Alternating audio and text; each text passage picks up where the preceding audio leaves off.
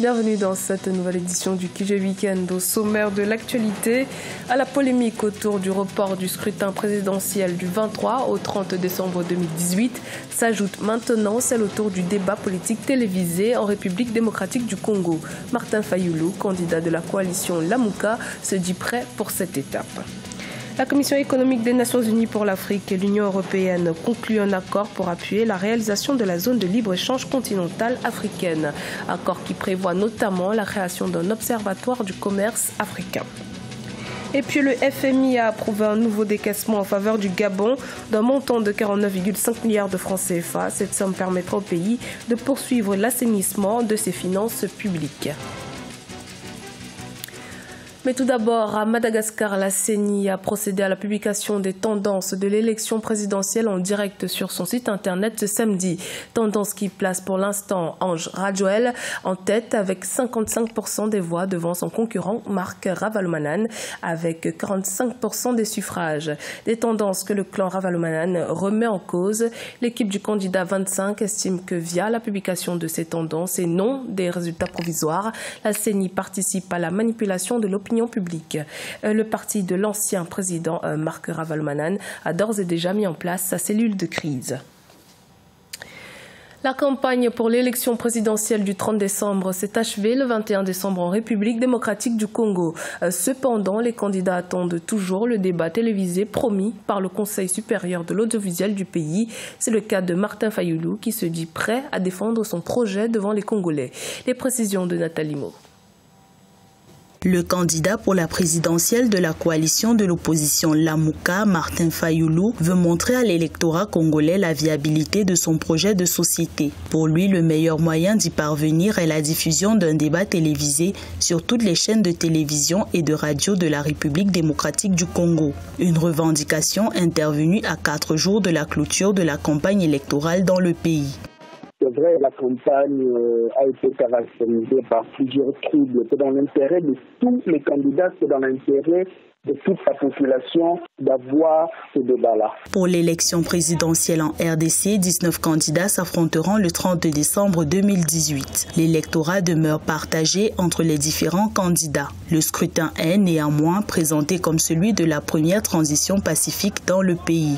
À l'issue de ces débats, le peuple congolais qui va aller au vote pourra voter utile, c'est-à-dire voter en fonction de la personne ou la personnalité ou du candidat qui aura bien défendu son programme. En République démocratique du Congo, la campagne électorale a pris fin le 21 décembre 2018. Au terme d'une période électorale longue de 306 jours, le successeur du président Joseph Kabila, au pouvoir depuis 17 ans, sera connu.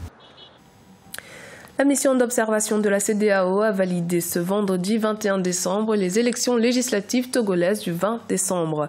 Bien que boycottés par la coalition de l'opposition, ces scrutins se sont déroulés sans incident majeur. Les résultats sont attendus dans les prochains jours. Reportage de notre correspondante Emifa Kofi. Au lendemain des législatives du 20 décembre au Togo, la commission électorale donne les résultats provisoires et partiels du taux de participation des Togolais à ces scrutins boycottés par la coalition des 14 partis politiques de l'opposition. Après compilation des remontées des résultats, le taux de participation provisoire et partielle est estimé à 59,87%. Il s'agit bien entendu des résultats provisoires. Provisoire parce qu'il y a encore des scellés, donc nous n'avons pas encore eu les résultats. À la mission d'observation de la CEDEAO, l'on conclut que ces élections du 20 décembre sont conformes aux orientations de la communauté économique des États d'Afrique de l'Ouest. Les élections se sont déroulées dans le calme avec un taux de participation faible à Lomé par rapport à l'engouement observé dans d'autres régions. 3. La mission a aussi noté une faible mobilisation des électeurs à l'ouverture des bureaux de vote, mais cette tendance s'est améliorée dans l'après-midi du jour du vote.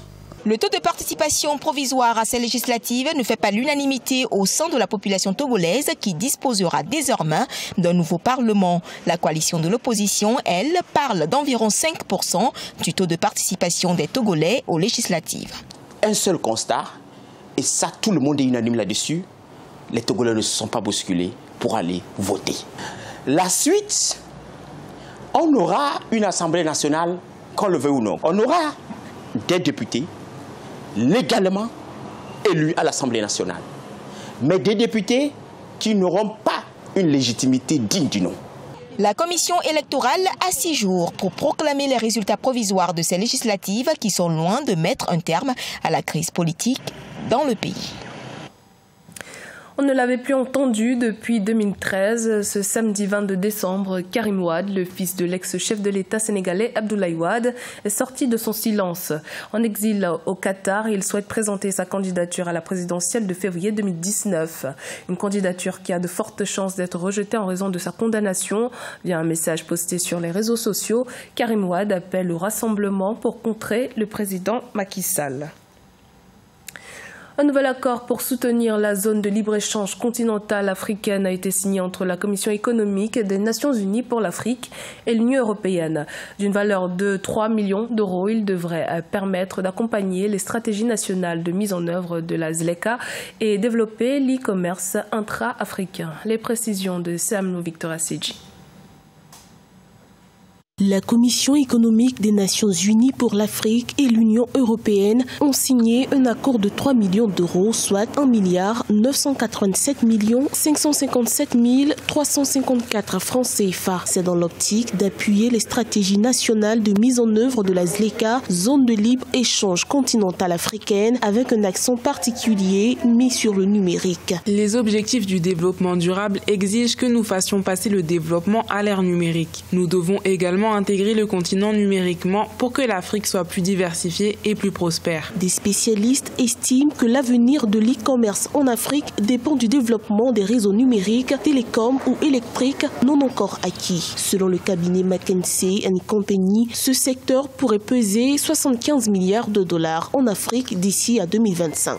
Il y a beaucoup de défis que le continent doit remporter en matière d'infrastructures, que ce soit les infrastructures matérielles ou les infrastructures immatérielles. Les États africains doivent considérablement investir pour remporter le pari de la technologie, des fintech, financial technologies, pour être à jour et rentabiliser la question des services Internet. L'accord signé entre la Commission économique des Nations Unies pour l'Afrique et l'Union européenne prévoit aussi la création d'un observatoire du commerce africain qui constituera un pilier essentiel de la ZLECA, officiellement créé en mars 2018. Pour rappel, à ce jour, 14 pays seulement ont ratifié le protocole.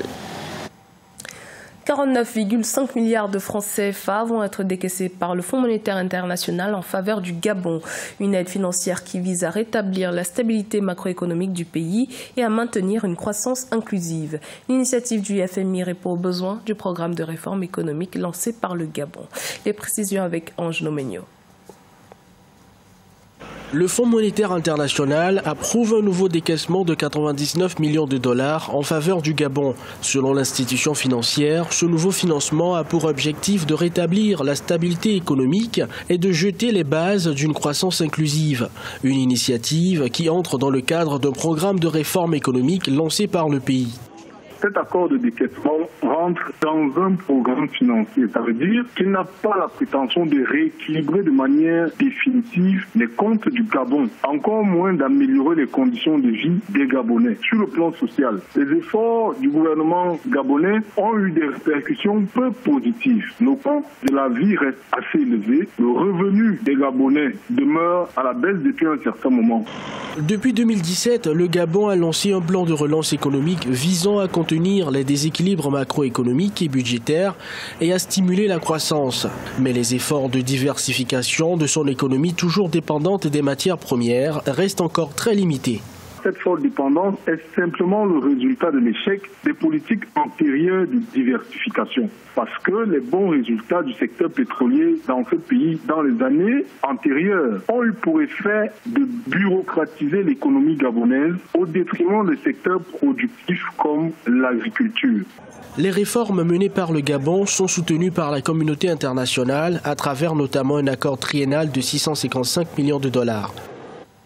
C'était le journal de la rédaction. Merci de votre fidélité. Dans un instant, une nouvelle édition de l'actualité sur Africa 24.